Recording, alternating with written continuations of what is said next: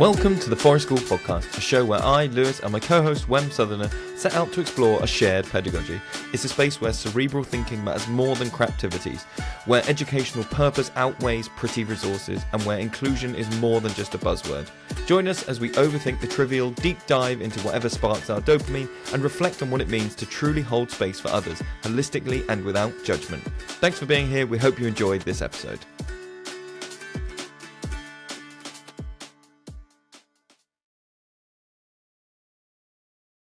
To be fair. Well, especially if we didn't get the my impression of a bandagraph. That was a sad thing to have lost. Oh, listen, Yes. when people subscribe to the Patreon. Yeah, that's what they get. They're doing impressions of very old technology. Do you want to know a thing that I learned this week? This is some unlearning that I've had to do, which is always useful to do.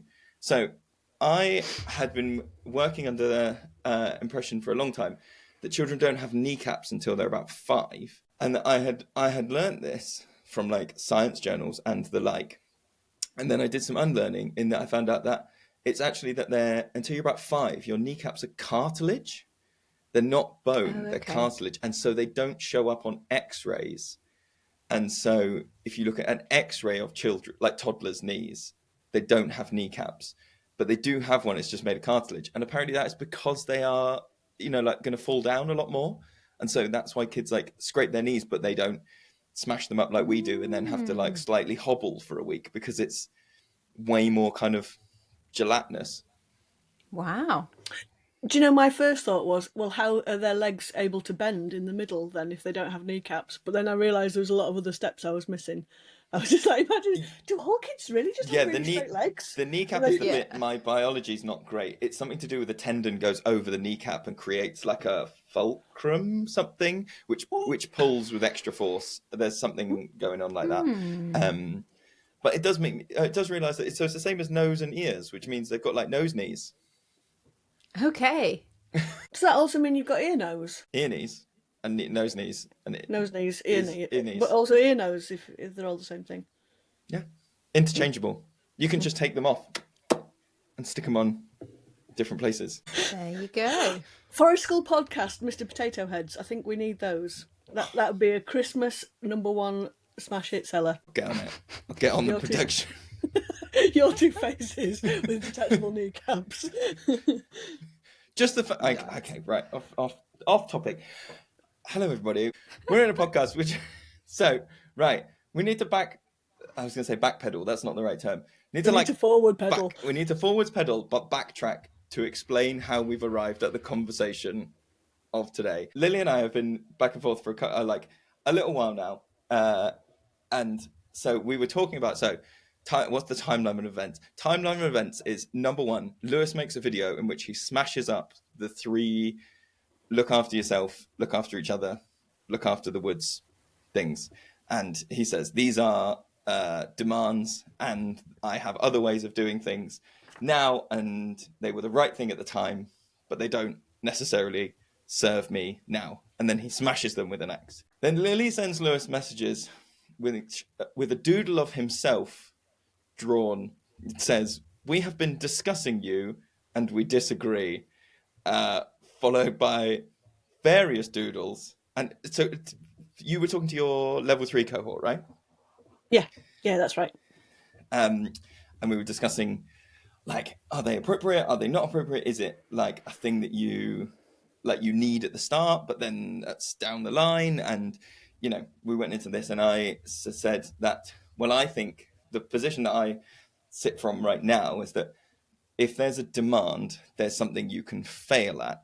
And by putting the demand onto the participants in saying, you need to look after the woods, you need to look after yourself, you need to look after each other, that the person in that scenario who can fail is the participants, because the leader has kind of put that onto them to say, like, I've told you, now it's up to you.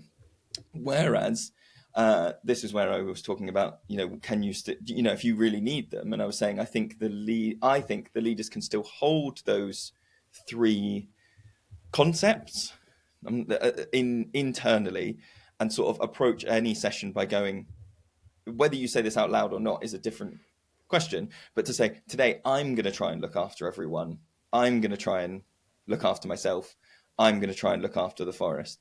And that in that way, the participants can't fail because there's nothing for them to fail at. There isn't a demand. There isn't a pass-fail success thing. And especially if you add in the bit of like, as a leader, if you're like, I'm going to try and look after the forest. And then even if the whole thing ends in a massive 20-acre bushfire, you did your best. You didn't fail. It would be hard to argue that, but you haven't failed because maybe that was the best you had that day. And so we got into this conversation about who can fail at forest school and what can they fail at. When someone who's being brought up to speed, how does that Does that sound? make any sense?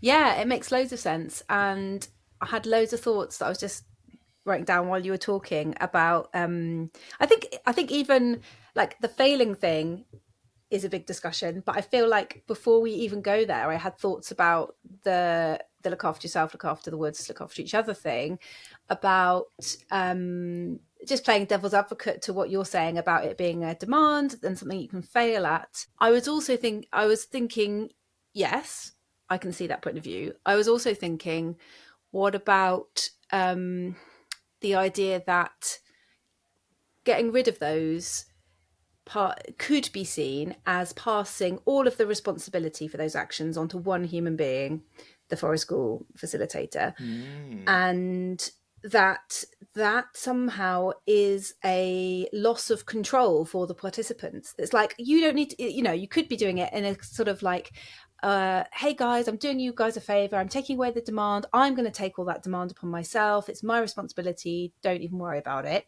which could be seen as a bit like disempowering for them.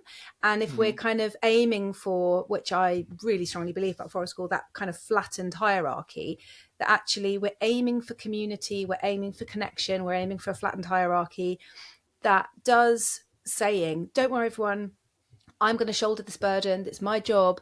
Does that lead down the road of flattened hierarchy, or does that lead actually to recreating a school-like system of like, it's my job to do this, so I'm going to get you to do this because it's my job? It still kind of ends up in the same place because it's your job to look after everyone, which may involve stepping in and saying, hey, I can't let you do that because it's my job to look after everyone. So do you know what I mean? It ends up with the same kind of demand further down the line, except that you're dressing it up as a kind of like, I'm in charge, everyone. I'm in charge because it's my job to look after or to do all these things. It's not your job. You don't have that power. You don't have that responsibility. It's just me.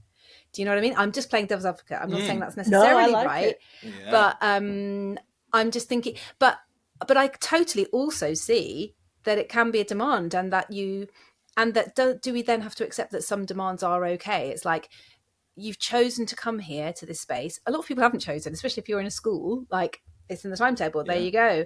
You have to kind of adhere to these agreements. And I think a lot of forest school leaders will do that thing, especially with older children, of in circle time near the beginning of a sequence of sessions, talk about what kind of rules in inverted commas or agreements or guidelines the group together want to say. So, with varying degrees of success, like I've had it with kind of safety things where actually a group has really sensibly gone, like somebody expresses a worry about like the strength of a particular tree to hold people when they're climbing.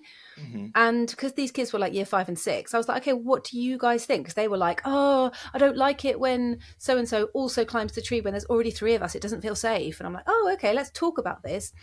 And what do you guys think? Like, I can say what I think, but what do you think? And they have actually very sensibly come up with, well, we think it can accommodate 3 people. That's what makes us feel safe. And we've gone, okay, cool. That's the thing then. That's what we're going to do. And it has genuinely been a collaborative, very, what's the circle? Like sociocratic thing. Yes, sociocratic thing. And then there are things where you're like, that's kind of the interesting debate for me about forest school, is like, how much can be genuinely sociocratic and how much does an authority figure have to go, yeah, but in order to stay safe or but I think that's kind of straying away from this idea of failure, which I also think is so important, because I love this idea. So Lewis, you saying I'm going to axe up these demands because people can fail at them, and I don't want that to happen. And then Lily, I get the impression that you're kind of coming more from a place of like, failure is really important. We should be creating spaces where people can fail and fail. Like, am I right with that? That it's like, actually, we don't get very many spaces where we can fail and that's okay, and that it's a kind of process. Am I right in assuming that's your kind of Yeah, position? well, so my initial response to the axing wasn't that, actually. This has kind of come about later, like later iterations of it. The response, like for me, we've got to establish some sort of boundaries in order to feel safe. If we have no boundaries, we do not feel safe, right? It's like, what are the expectations? How do if we have nothing in place, then it's really hard to feel secure because you don't know how to act or react. And especially where we're trying to create a culture or work within a culture that's very different to the one that we're trying to create. So, for example, if you're bringing a group out of a school, then saying, "Oh, hey, but what do you think about this? You've got autonomy." There's a bit of a step into a different culture there. So, I think you need something in order to step onto, in order to feel secure to start off with, and that looking after yourself, looking after other people, and looking after the place that we're in. Actually, if we could sort that out, I've said this many times. If you can sort that out on a global scale, then we'd probably be all right. Like that. Like if we all just looked after ourselves and each other in the place we're in as best as we could, we'd be a lot better off than we are currently. But then this idea of failure, that demand, if you put a demand and then that demand isn't able to be met, or people don't meet that, then they have failed in some way, it's another interesting layer, isn't it? It's like another little loop within the loop that we're already starting here about what are we doing in forest school, and are we creating a different culture, because often we are, to the one that's where people spend the majority of their time, which is where I think it's interesting. If you're working currently in a home ed group, and that's like one of the main things that you're doing, you've got your own culture, and that's the culture of that group, and whenever you all meet together, you can work from that place. And so then this led me to kind of thinking about how whenever we look at anything, actually, we've all got these different lenses and these different perspectives that we have when we're looking on something. So something like those three agreements or three rules, some people call them. I don't know if it's a rule. I find it quite tricky to be a rule, but agreement or three look afters, whatever. That we all have those different lenses that we're looking in on them with. And what you're talking about, Wem, is quite a sort of like autonomy versus community sort of lens, which is another one, isn't it? It's like that continuum of autonomy and community. Where do we land, and how do we try and hold those two in balance? There's quite a lot in that. And then there's the needs-led sort of perspective in on those three look afters. It's like, okay, so if in that, then that means you get to state your needs and make requests to other people that help them meet their needs. Like there's so many different theoretical lenses, different kind of political lenses that you can look in on anything. It just gets a bit overwhelming, doesn't it? I feel like I should have drawn a map of all those different lenses now, but I have not. I have failed at that. Very good. Well, that's like a whole podcast episode, and it's like, do we now choose to explore that, because that is so interesting to me, and I've been really, really wrestling with exactly that, like autonomy, community, individualism, neoliberalism, right there, yeah. and meeting needs. And it's so tangled, isn't it? It's like, if we're thinking from a needs-based perspective and we're being inclusive and we're really holding space for people, how does that balance with another drive for community? And again, that's another thing, is like, if you can get that right on a wider level in institutions, in community groups, it's finding that balance, isn't it? And that could be a whole podcast episode. Or do we don't talk about it and just let's talk about failure? Like, what do you guys want to do? Yeah.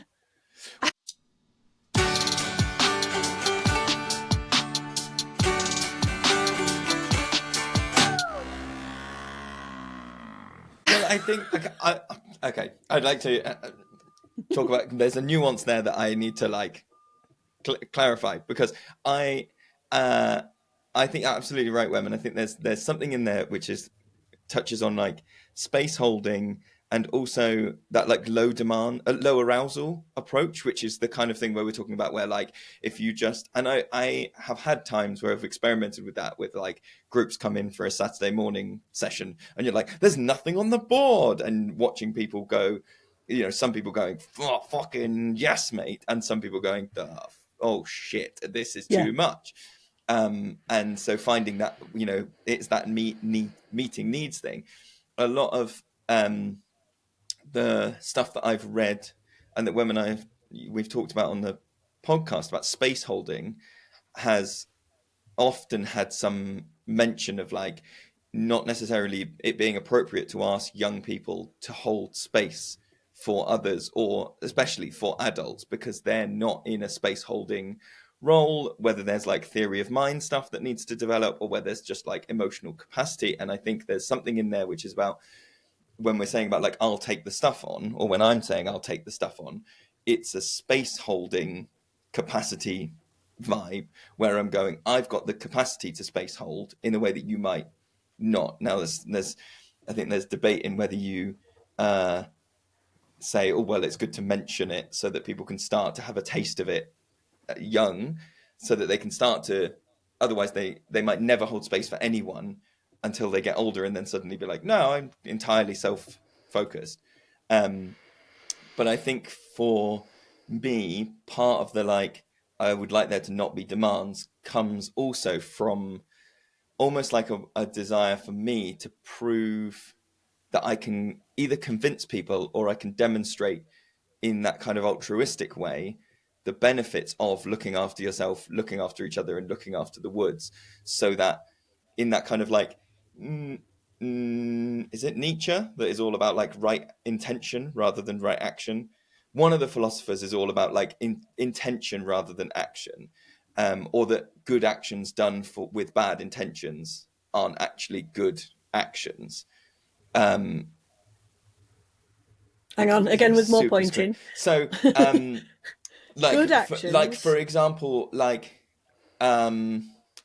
if you were to helping somebody to like who's fallen and who like gets up, maybe doing some first aid is a different thing if you're expecting to be paid afterwards by that person, as opposed to an altruistic person going, I believe the right thing to do is to help that person without any kind of self-interest. They can look like the same action, but their intention can be different. And so I think part of my getting rid of the demand is not to get rid of those principles, those kind of guiding lights, but to go, I would like to think that I can model and convince people altruistically to look after themselves, to look after each other, and to look after the woods, which is a culture shift from that classroom or kind of main, you know, society idea of like, why do you do the thing? To avoid punishment, to avoid, you know, all this stuff.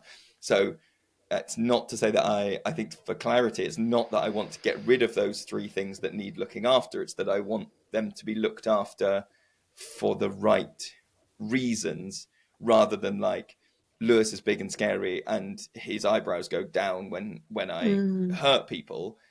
I would like to remove them so that I can model it.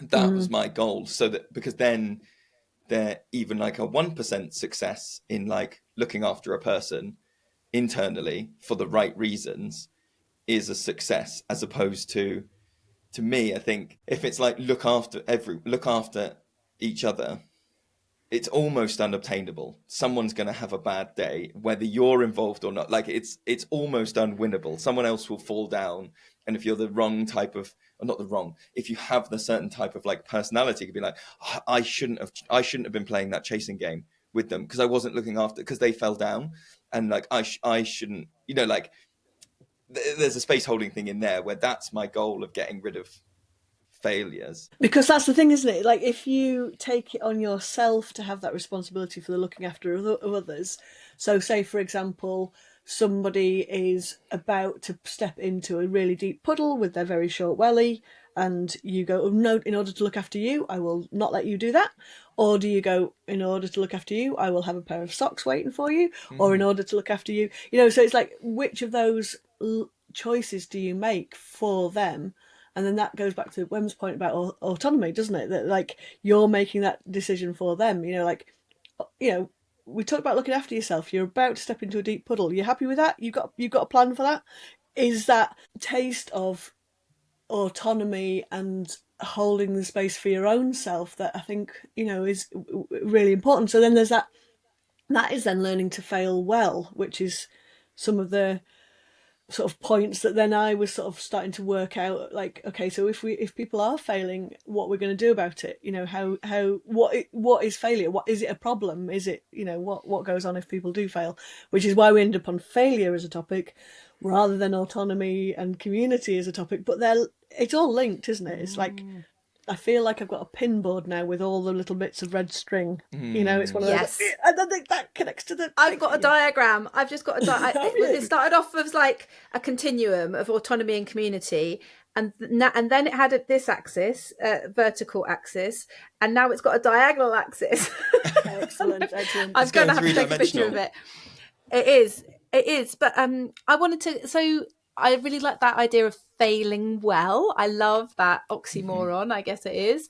Can you tell us some thoughts about that? Like, and you've done some little doodles about it. I can see that Lewis has shared with the three of us, and I'm sure maybe people can throw them up find those. But can you? What are your thoughts around this idea about failing well then, like as a starting point? The doodles came out of me actually observing I was watching somebody else working, and I was just thinking, and in order to think I have to draw, otherwise I start talking. There's two options, right? And I was watching somebody really struggling, and I was watching people support people who are really struggling. And because it was a training course, the person who was struggling was a teacher, and he was going through this real interesting process of seeing his own failing and seeing people supporting him. And actually, the interesting bit, like that first attempt in learning, isn't it? FAIL. First attempt in learning. Like failing is an important part of learning and understanding things. But the interesting bit for me was being told that failing was the first attempt in learning, whilst you're in the midst of really struggling with a thing, did not connect. In fact, did the opposite of connecting. It was just like, like the temptation is then to kick over everything, right? Because it's like being told to calm down, isn't it? When you're which comes back to Lewis's point about demand. It's like, okay, it's all right to fail, but whilst you're failing, actually, how does that feel? And that feeling of struggle and necessary struggle and feeling vulnerable and all of those things that comes with that moment of failure. But actually, when you do struggle with a thing, you get more data, you get more information, but it's setting up conditions in which people can struggle but not feel stupid, I guess, is the trick, isn't it? And that's something that I feel like as a practitioner and as a human, I am often trying to work on, not always getting right. But it's like, how do we set up conditions in which people can feel vulnerable and can feel like they don't know things and can feel like they're failing, and that be a good thing and be celebrated as well, and that actual feeling of it, that we can tap into that for ourselves and remember all that complexity and not just go, it's good to fail, isn't it? Well done, keep failing. And just like, because it's so glib, it's so trite, isn't it? And it just makes you want to punch people. And absolutely. Yeah. And there's also that awareness, and we've spoken about it through our practice and on the podcast about obviously every individual person has different thresholds of tolerance for those kind of feelings. So you can't just go, as a forest school leader, I'm going to let people struggle this amount, or I've decided that when they're learning to tie knots or when they lose at a chasing game, I'm always going to do this thing, and I'm always going to say this sentence, and I'm not going to do this, I'm going to do this. You just cannot do that. You've got to get to know a person, because where one person might be in the zone of dysregulation of like, that's quite hard, I feel vulnerable, I feel a bit rubbish, the same experience for another person might push them over into absolute trauma. and they can't come back from that. And they just go, do you know what? I felt so horrendous that time. For whatever reason, I'm never going to do that again, ever. Like, I was unsupported. And so you've got to get to know the people as much as you can, and also just pick up on cues that are really like animalistic. I think it's like a vibe, like, you know, that I just the Korean language has a word for it called Nunchi, which I learned last week, and I was like, oh my god, we need that word in English. So what does this and word mean? It's feeling vibes. It's the ability, if you've got good Nunchi, you're able to walk into a room or into a space and you can really clearly feel the vibe. So it's picking up on other people's kind of vibrations, emotions in a social way, and then being able to act appropriately because you've got it. You've picked up on social cues that aren't just verbal, aren't just, you just feel it. And That's I feel the like thing that, so much of forest school is Nunchi. Have. Yeah. When you and I have talked before about this, where like sometimes people have come either for like job interviews or to like volunteer, and you can see when another person doesn't necessarily have that as an innate thing in their body when someone comes to a group and you're like, oh, you're not reading this, or oh my god, you've read this straight away. And like, or they're just reading it differently to you, I guess, aren't they? Like, that's why you think, oh, you're not reading it because they don't read it the same way that you do. But actually, who's to say what's right or wrong? I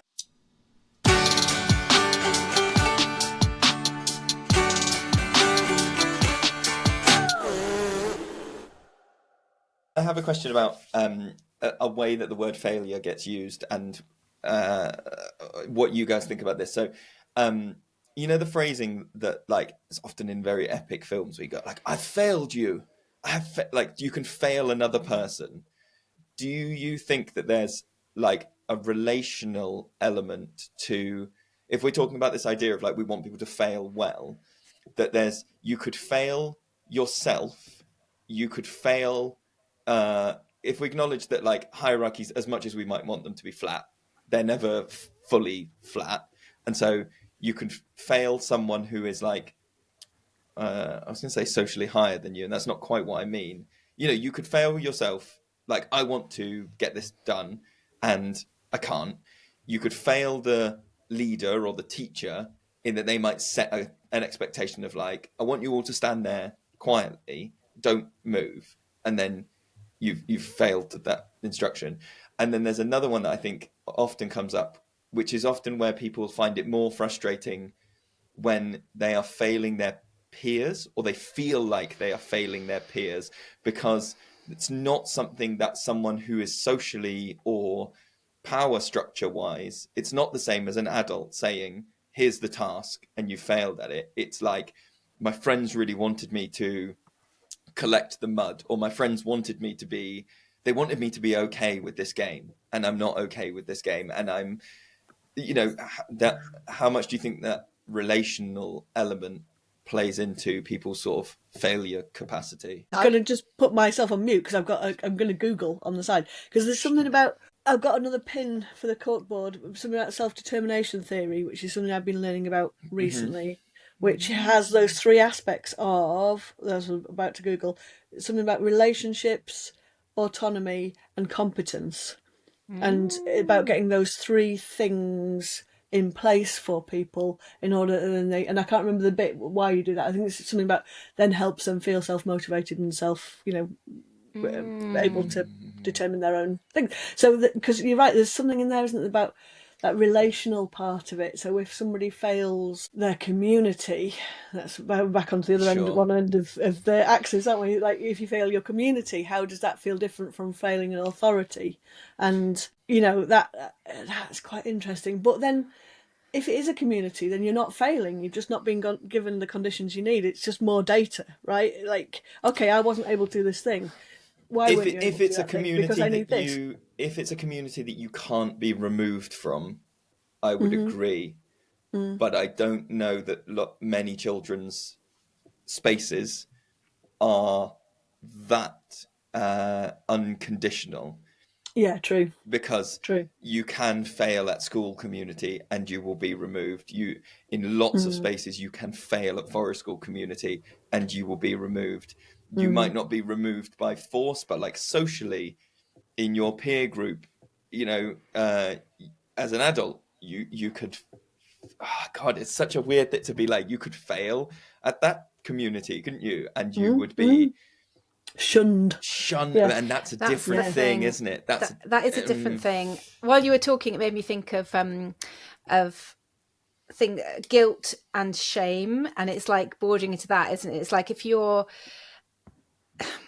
So I've been reading a lot of Brené Brown recently, and her her research into the nuanced differences between guilt and shame and disappointment and all these emotions. So obviously you can fail, and I feel like all of these possible emotions are possible outcomes of failing.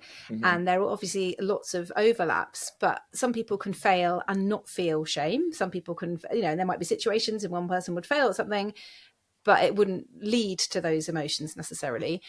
But there's that social thing, isn't there, of being the fear of being shunned, the fear of being excluded, even if it is just like, oh my God, you're weird. Why couldn't you do that thing? Oh my God, there's something wrong with you. You couldn't do that thing. Even if people aren't thinking that, the fear of that is like one of them, I think, one of the most like intense human needs is that need for social connection and belonging. And that if you've got that, even a taste of the possibility of exclusion for any of those reasons, that you're going to feel shame.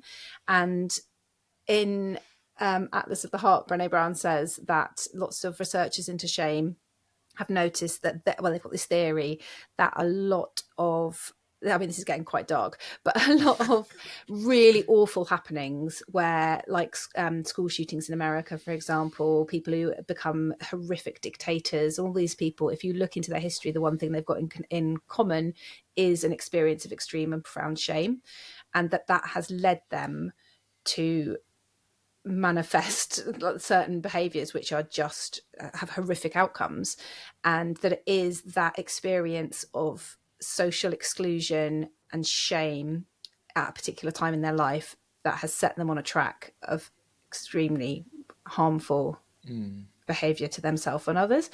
And obviously that is like a really extreme example, but I think that's also part of that continuum of like, yes, we're allowing, it comes back to risk as well, doesn't it? We've set up this environment where people can take risks, and the risks include being able to fail and failing socially and emotionally. And again, for different people, there are going to be different responses to that. And we need to be really aware of it and really, yeah. I was also thinking about like, so say somebody does fail and the result is that some people or a living thing is harmed either physically or emotionally, and how we respond to that therefore impacts on how the person feels about it, or can do. Presumably they're already going to feel like they failed, and then again it's like a continuum of like, we can either respond to that in quite a neutral, non-judgmental way, and or take it on ourselves and go, oh, do you know what, that was kind of my fault because I didn't do this, or do you know what I mean? Or we can go down the more sort of, I don't know, traditional, like old school education thing of like, I'm punishing you now because you failed, in whatever way, even if that's a stern word, or go and have some time to think about that in the corner or whatever. And how some people might look at some kind of forest school practices and think, oh, that's just really permissive. And how are they going to learn if whenever they fail, you don't ever give any kind of judgment? You're just like, oh, okay, like, how do you feel? Do you want me to help you regulate again, or whatever? That could be, seen as not a learning environment or whatever. I just find that really interesting. So there's a bit in, because Lily sent across, I'll stick a link in the show notes. You sent along a video from the Forest Jar, and it has these kind of interviews of different people. It's animated, and it's just this person going, what is failure, and different people giving perspectives on it, and it's philosophers, right? Or I don't know. They're learned people. I don't know where the perspectives come from, but all of the respondents are mythical creatures, yes, which I think like is a quite yeti helpful. and a world snake and all these things. And I think it's the yeti in there says, it's only a failure. Not getting knocked down isn't a failure. It's only a failure if you don't stay there for a while and feel the prickly grass. And there's another bit to it as well. And that sounds very similar to what you're saying, which is that like we want, if we're talking about someone failing well, is a component of that the right amount of reflection that like this sounds like horrible to say, but like the right amount of shame, not too much. We don't want too much. We don't want too, but equally we don't want too little, because if somebody has no, if somebody doesn't spend the time and feel the prickly grass, to keep using that metaphor, then that person isn't gathering data. They're not learning from that experience. They are not developing relational kind of feedback and things like that. They're kind of going ba-dum, ba-dum, ba-dum. And that sounds similar to what you're saying about that feeling permissive thing, which is that like if your goal was for no one to ever feel shame about anything, that would, I think, be a worrying practice in terms of developing this human being. But I suppose the point where lots of us are coming from might be that we go, there is already so much internal stuff going on. If there's like blocks of shame, there are already 5 blocks of internal shame going off because they understand that their friend that someone they know fell over, and that person is there. So they've already got 5 blocks of shame. And so you could either go, I'm going to like go really over the top, like regulating, and I'm going to try and take all those blocks of shame away. You could go really neutral and like non-judgmental and be like, I can see that you're upset about it. Maybe you wouldn't verbalize this, but you can be like, you're going to beat yourself up and up about this. I don't need to pile anymore.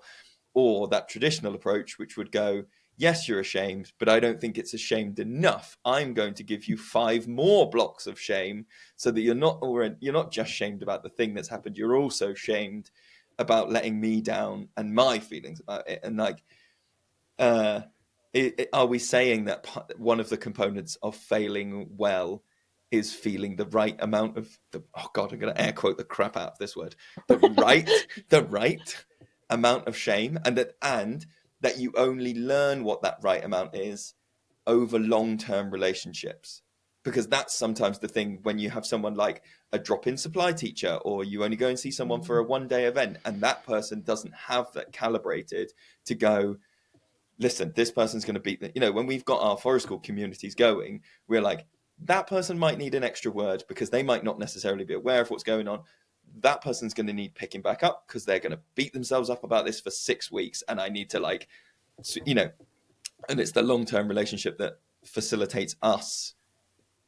So when you were air quoting, like the right amount of shame, who was air quoting, is it a useful amount? Like, is it like an amount that gives us feedback? Because, like with risk, we talk about risk where there's developmental benefit. So the risks that we try and reduce as practitioners are the risks where there's no developmental benefit, right? Like if there's a development benefit, we don't remove those risks.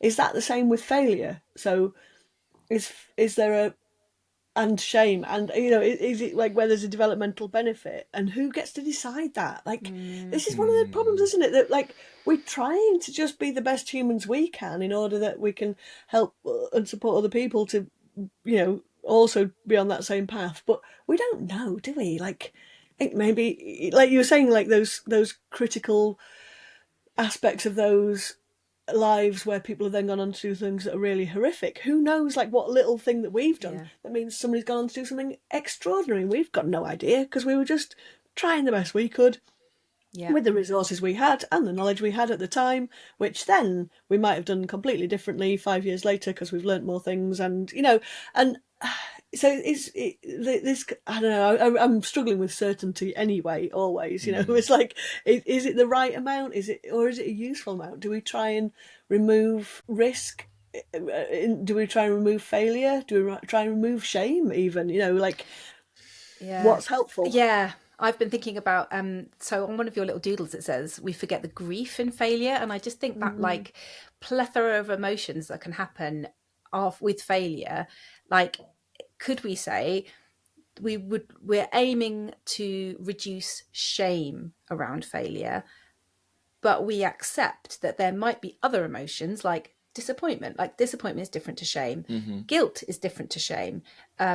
Grief is different to shame. Sadness, all of these things can, and and we accept that it might be a different cocktail of those things for each person, but we might have some goal about eliminating shame, because I think shame is specifically about feelings of social exclusion or social judgment. So is it blame that we're trying to get rid of then?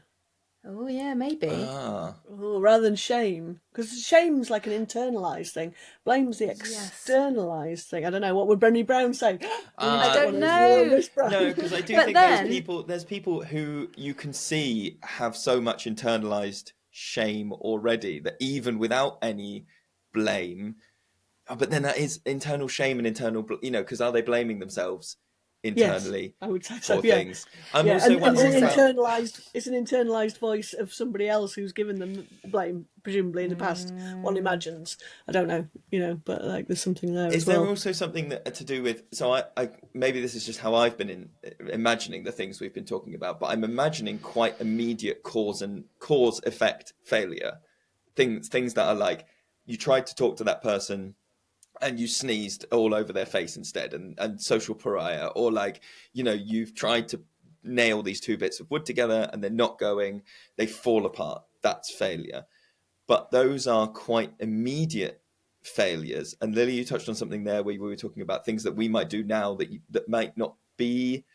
Are they failures in the moment, or are they only failures down? Like if you have a conversation with someone that in some ways doesn't affect them at all until they are mid-20s, and they remember that conversation you've had, and then there's a failure. Is that, like, did you fail when you told them that when they were 10, or did you fail them when they were 20? Like there's an immediacy to these failure things that maybe that's just how I've been hearing the conversation, has been like, very cause effect failure.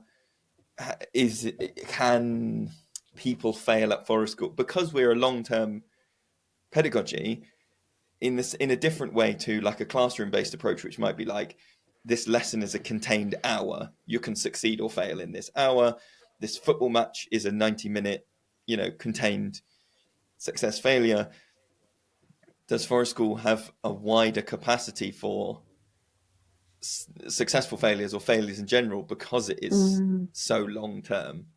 So going back to that video with the different perspectives, there's one, the lucky cat from the Chinese takeaway, lucky cat, and they say that failure or not is a matter of luck or something like this. I can't quite remember how it is, and the one who gets the most lucky is the one who's got the most turns of the wheel. It's like you just keep spinning the wheel. Like, will you win this time? Who knows? Like, the more spins you get, the more likely you are to win or not.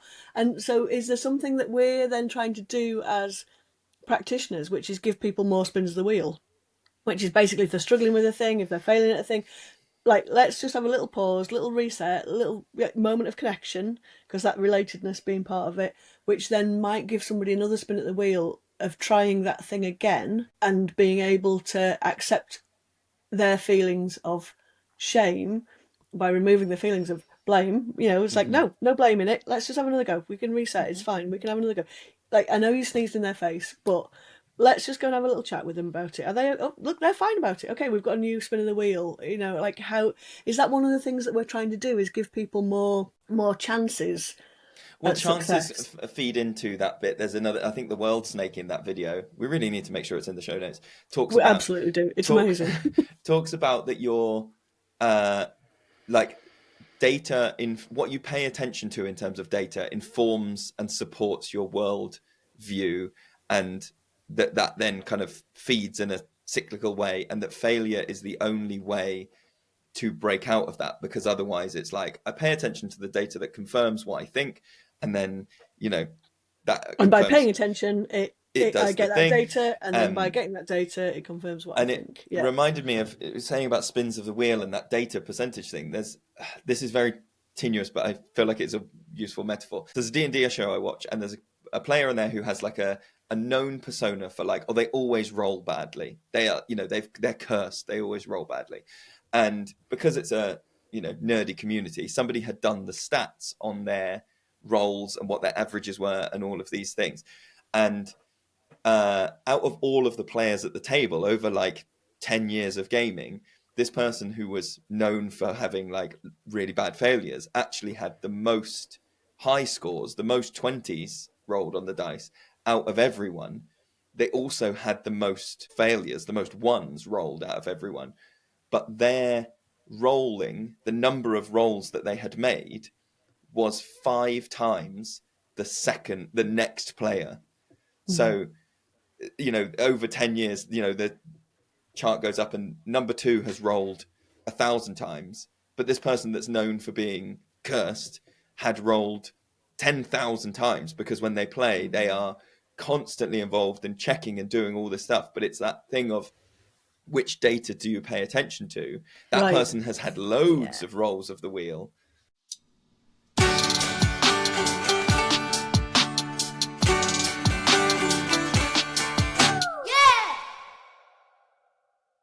Well, that's very interesting, because I've written down 2 things now. So firstly, kind of harking back to what Lily was saying about like, spins of the wheel, that resilience is that word that is like bandied around about forest school and education generally, like so much. So like I've written down like failing resilience, how long do you try at something before it's a failure? Like, who gets to decide when you failed? Is it the first attempt and you imagine something's going to happen and then it didn't? Or is it about like you tried and you tried and you tried with support from the community, the environment, and then you still failed and you gave up, and like the point you give up is the failure, and all those things. And then I think we've got to talk about like the fear of failure, because what you're talking about, Lewis, is like the metaphor there about rolling the dice is like the difference between people's attitudes to life and their experiences and their learning opportunities is that some people have a lower fear of failure, so they keep trying, and they are seen to fail in public loads more, but that's because they try things that might be on the edge of their proximal development zone. And some people will go, do you know what, to fail feels so horrific just for me that I'm never ever going to do anything in that zone. I'm just going to stay in my comfort zone all the time. And how we might be able to identify those behaviors and whether we want to do something about it as forest school practitioners, in terms of like, do we spot someone who has never failed and think about why that is, and think, actually, that's not about their ability. It's not because they're amazing. It's because they never actually put themselves in that vulnerable place.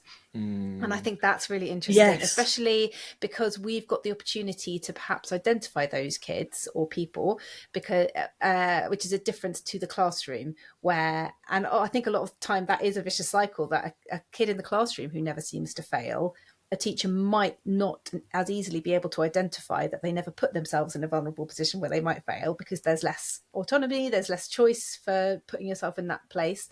And so they might go under the radar and never be noticed.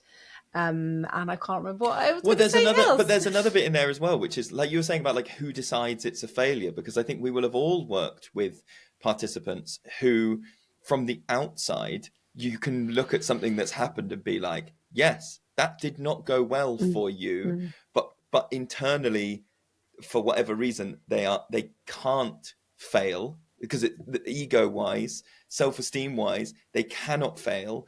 And so equally, you might have someone who, like, if you ask them, they'd be like, no, I don't really fail at things. But because when things that we might see as failures, that it's like, oh no, because I was touching home and you couldn't actually see it, or like, no, actually, I wasn't failing because I'm actually, like you were saying, like, I'm not in a position where this. I'm actually I'm the rules. I'm the referee of this game. Like, so I was the referee as soon as you just before you tagged me. I was actually now the referee, and that's a different type of they're not failing. That's different too. Some people can't because it's too dangerous and too damaging. Too much of it. And some people are so optimistic and so bounce backy, resilient, I guess, that they just never really feel those feelings of disappointment. They're like, oh yeah, cool, water off a duck's back. Yeah. But also that the fact that failure is such a necessary part of creativity and invention. That's like like WD-40 is called that because it was like the 40th version of a thing of trying to make something else, and it worked for a job. It's like Oh, really? I don't know. who gets WD-28? Nobody, right? Because they were all failures. But actually, it's that necessary part of inventing and creativity and all of those things. And I was with somebody last week who is really good at drawing. Like in their youth, used to really enjoy drawing and do amazing detailed drawings. And basically hadn't drawn for like 20 years and had got locked in their head about the fact that like they wouldn't be able to do it well because like they know that 20 years ago they could do things quite well, but they had the necessary amount of practice, and like the thought of starting again was really overwhelming. So I was like, right, here's some really chunky crap crayons, here's a massive piece of wallpaper, and we're going to draw a thing without looking at it, at the paper. Like these drawings are going to necessarily be bad. Like they are not going to be good drawings. Like let's set up all the conditions to make these really bad drawings, and just do it again and again and again. Like and next, and like try and just do it. Like get yourself moving. It like go through the feeling of failure, because you're not gonna, like, if you get a success out of that, it's like whoa, this one actually looks okay. This is like who knew? And actually it became really fun again. And if you set yourself up for perfection, it's not very fun, is Well, it? and changing the That's it. success Yeah. criteria, isn't it? Because in Yeah, that scenario, like Wem and I talked about the book "Make Some Fucking Art" a little while right. ago, and they were talking about like make the success criteria. Because we're often our success criteria is product focused, or like Yeah, rather they were saying you're going to make like exactly that. They were like, you have to make shitty art for 10 minutes yeah, every day, yeah. but the success criteria is doing it for 10 minutes. The art is actually not a part of the success criteria at all. And so just because I really do think that there's something in here about like making a recipe for successful failing, which is that like, do we is what part of the things that we can do at forest school reframe the success criteria so that what a traditional view might be failing at whittling, what we can frame it as is success at trying, or success. Success at picking up a knife. And so then we get into because that's where I'm like, and that goes back to all the way back to the thing where I was at the start, where I was like, who can fail and what do they get to fail at?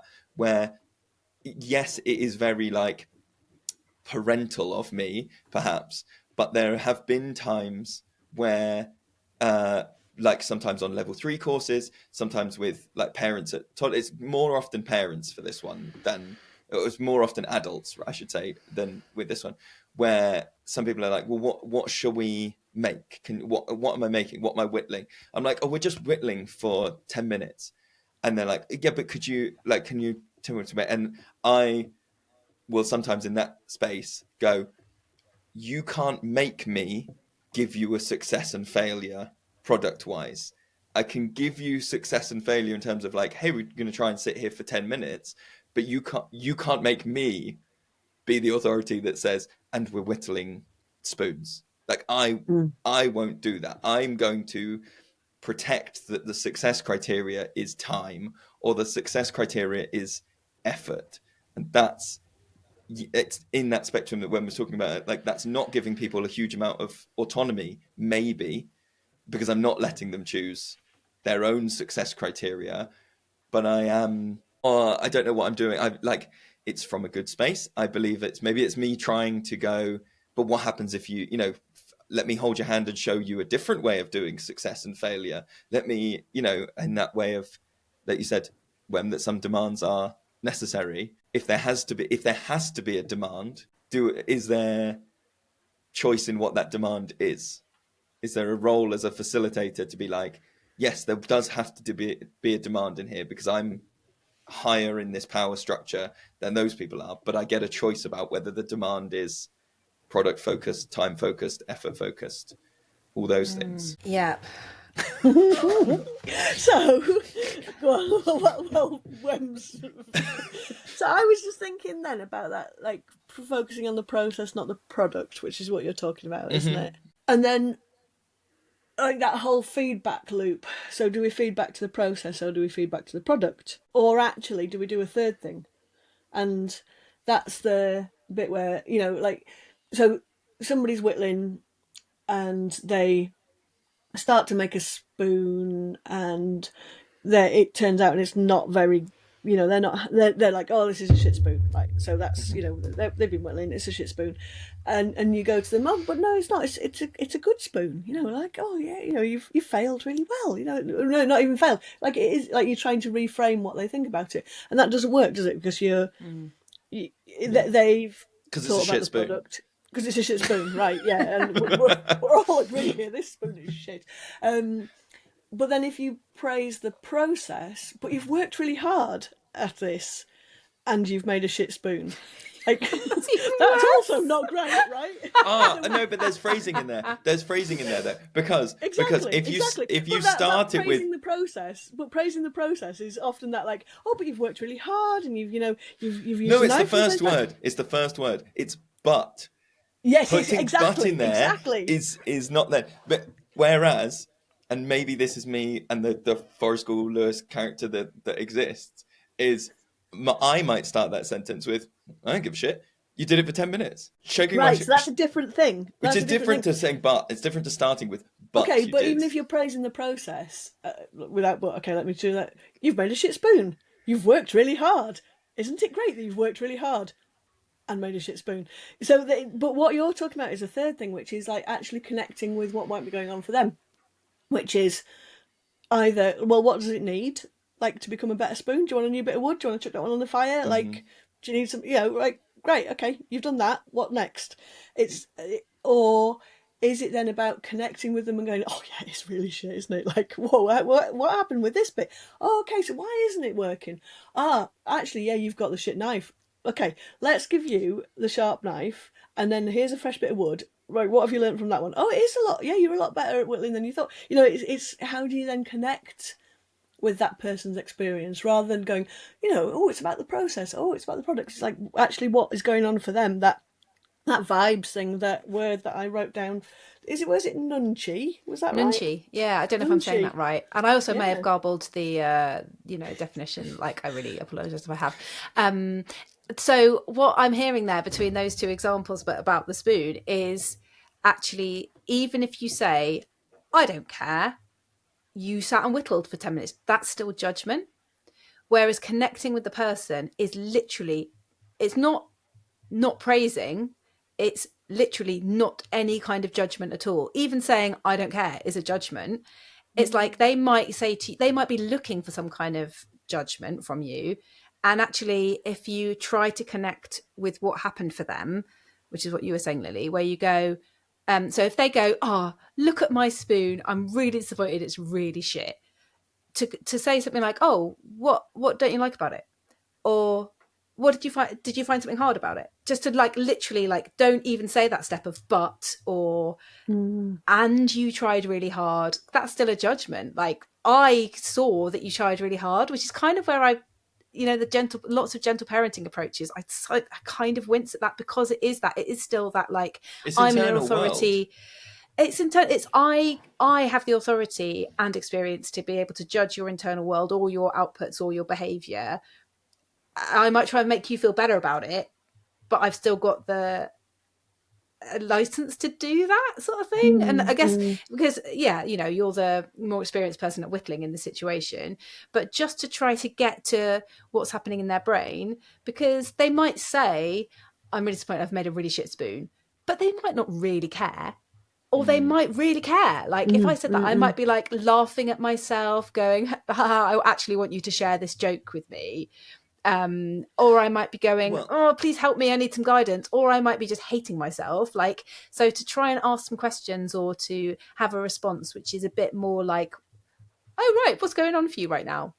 Or what was going on for you at the time? Well, this is an advantage that we've got because we are often, not always, but often there, like I was saying, like this kind of like action consequence, success or failure, the action stage can be quite long. And so especially if you take something like a spoon, which I think is a really good example, we can be doing the Nunchi for the entire, and talking about what success and failure looks like for this exercise for the entire time that the spoon is being carved.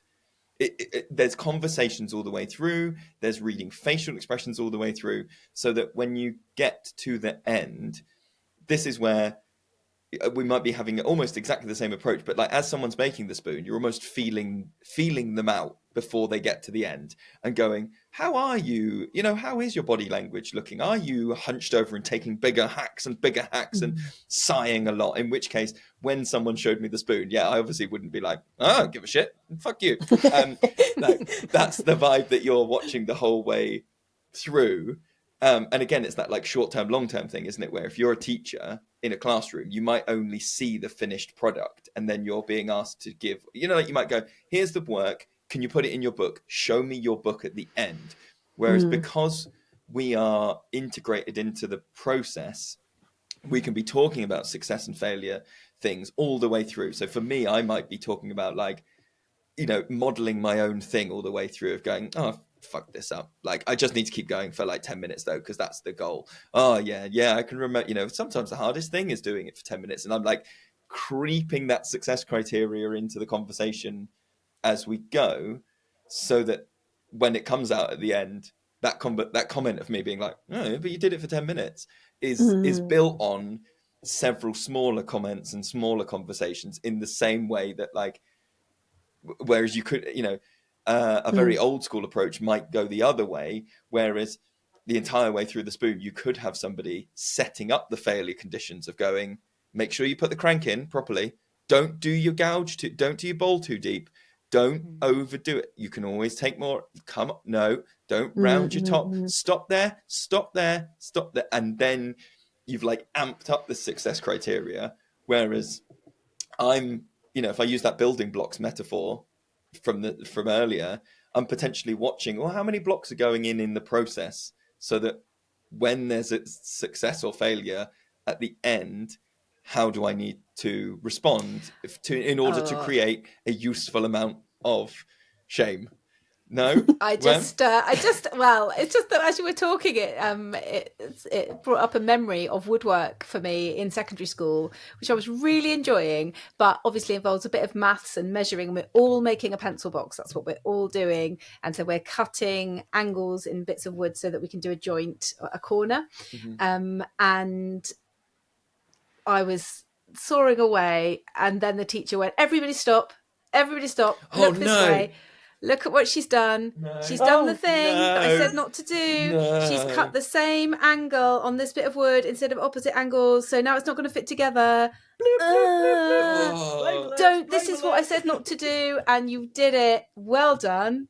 And, you know, I must have been like 12 when that happened. Amazing. And it's still there. Yeah, of course it's there. Yeah. And it is that, isn't it? Is that how do we... Like, there was no connection there. There was no, like, that teacher in that moment had not chosen to connect. They'd just chosen to use you as an example, because that's a useful example for everybody else. Like, but for you, like, is it amazing that you've ever even looked at a piece of wood again in your entire life? You know? Yeah, exactly. Not show you pencils in case it relives the trauma. Or exactly.